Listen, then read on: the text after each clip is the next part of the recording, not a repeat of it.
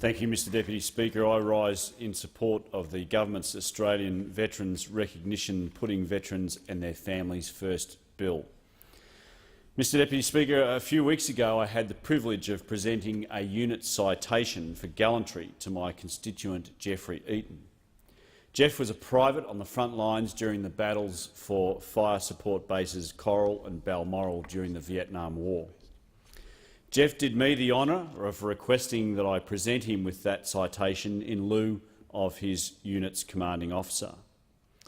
At the presentation, Jeff told me his story and described some of the harrowing experiences that he went through during those days in 1968.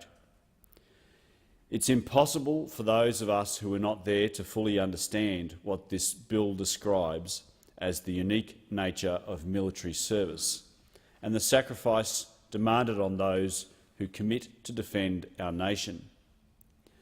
Jeff tried to describe a little bit about the effect that his service had on him when he said, "I didn't talk of it for a long time. A lot of guys had a hard time coming back. I was pretty fortunate. I was looked after there, but later on it came back and bit me."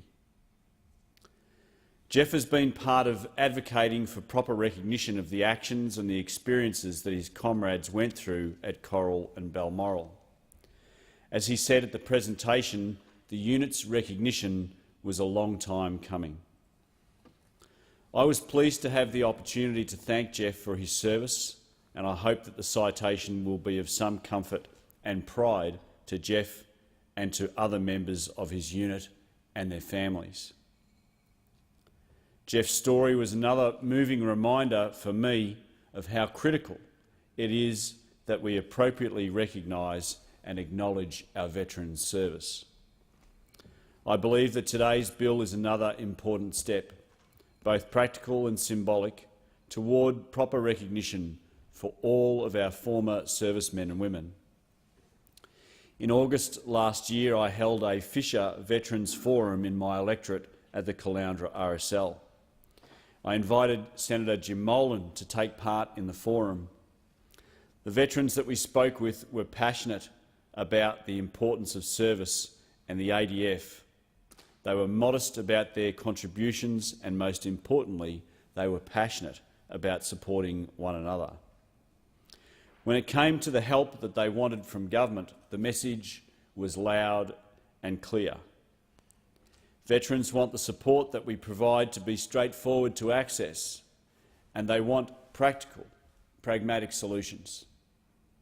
It's clear from this concise and well-designed bill that the government has heard that feedback and has created a veterans recognition program that is indeed practical and straightforward. I want to thank the Minister for Veterans Affairs for his efficient and committed work on this matter. The bill before the House has two aspects. One, which sets out clearly in legislation the commitment that the Commonwealth Government owes to veterans in return for their selfless service to the country. The second sets up the legislative framework for some of the government's simple and practical measures to aid in veterans' further recognition in the community. The first aspect, Part 2, lays out the minimum the veterans can expect from our community in return for their service. The second aspect, Part 3, sets up the means for our community to go further. Service to our nation is at the best of times exacting and tough. It imposes great discipline and even in peacetime exposes men and women to risks that are not faced in civilian life. Service in peacetime requires sacrifice of time, of freedom, of comforts and family. It can involve long stretches away from home, in unfamiliar and, in some places, hostile situations. As we've seen recently in the Queensland floods, it can require a willingness to go into situations which others are seeking to flee and to deal with the worst that nature can do to ordinary people. It is physically demanding, emotionally tough and psychologically stressful. in times of conflict, on deployment. Another layer of sacrifice, hard for civilians like me to imagine, is imposed upon them. Few of us understand what it is to intentionally risk our lives. Few know how it feels to be vulnerable to armed attack or to watch close friends and colleagues be injured or even killed. Servicemen and women in conflict zones live with constant stress and privation from the luxuries of home. They can be required to deal with the worst of human suffering and to operate effectively in almost impossible situations. It is clear that these experiences, these sacrifices, are like nothing else in a person's life. It is therefore right that the government recognises and acknowledges the uniqueness of that sacrifice in this bill. It is absolutely right that the government acknowledges that those who return from service of this kind may need special support with their health, with getting new employment and housing, and with enjoying some of the day-to-day activities in which we all take part. We owe our servicemen and women a great debt. It is right that the government, with this bill, acknowledges that in fulfilling that debt it must provide the care and support that veterans need to participate in education or employment, or to achieve economic well-being and sustainability. This represents, I believe, the government's acknowledgement of the least that we can do. The second part of the bill provides the government with the ability to go further. By authorising the production of visible symbols of service, including the lapel pin and Veterans Card, which will form part of the Coalition Government's Veterans Recognition Program, we will make it easier for individuals and organisations to provide extra acknowledgement in veterans' day-to-day lives.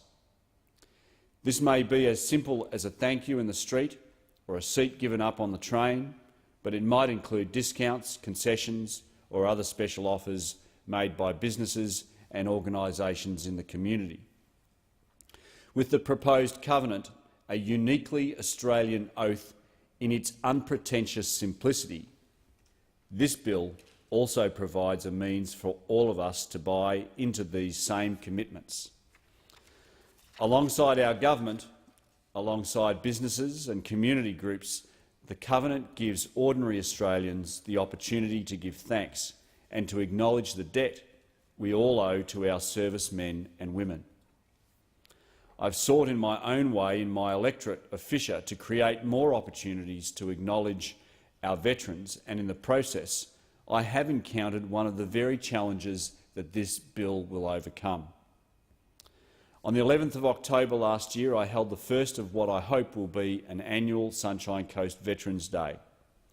I worked closely with Fisher Icon Australia Zoo to provide free entry to the zoo for a day for all veterans and their partners.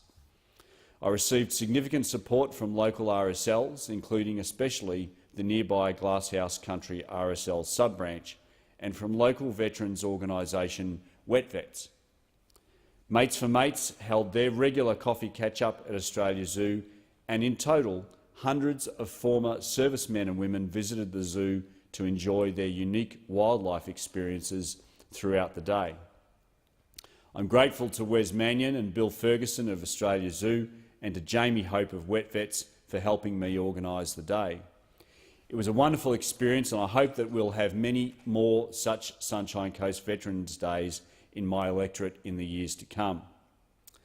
However, one of the challenges that Australia Zoo and I faced in organising the Sunshine Coast Veterans Day was appropriately identifying veterans. Without a universal identification card, it was difficult to create a clear and appropriate means of confirming their status. We had no desire to challenge veterans or to grill them on their service, nor did we want any confusion among the zoo's many ticket desk workers as to the eligibility of the scheme.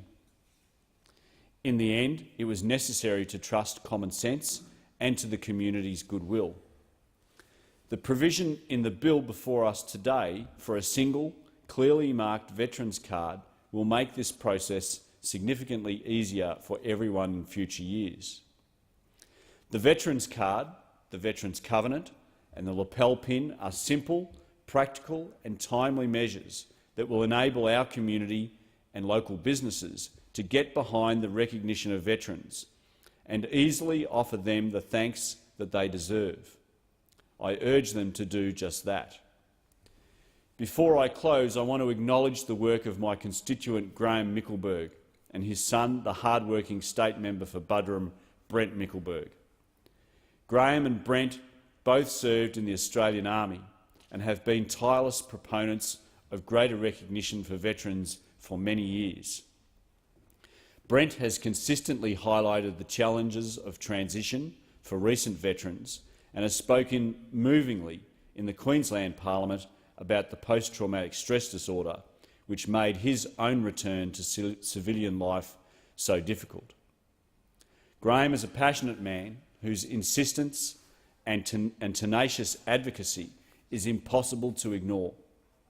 After 40 years of service as an infantry officer at home and overseas, he is as knowledgeable as he is determined, and he deserves a great deal of credit for helping to bring about the bill before us today.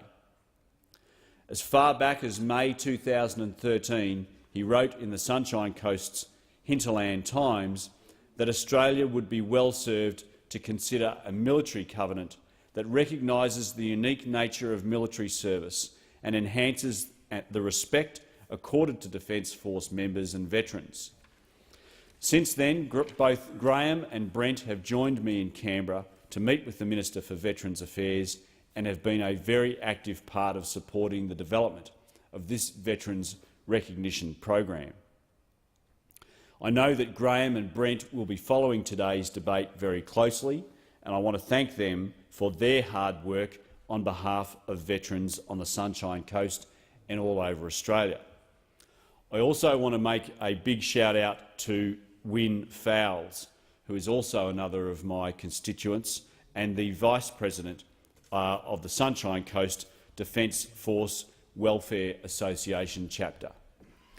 When I first became the federal member for Fisher 3 years ago, Wynne was one of the first people that I met with, and he has taken me through many of the trials and tribulations that Defence Force veterans face on a daily basis.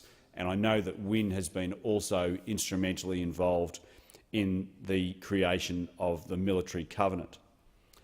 On behalf of my colleagues and everyone here today, I'd like to honour all of those on the Sunshine Coast and, in fact, all over Australia who serve or who have served in our nation's armed forces. We thank you for your service, and we remember their families who have lived with separation and often with fear of what may come. This bill contains not only a landmark acknowledgement on behalf of the Government of Australia of our responsibility to honour that service, but practical steps to help our community to go further. In the words of the new Australian Defence Veterans Covenant, "For what they have done, this we will do." And I commend the bill to the House.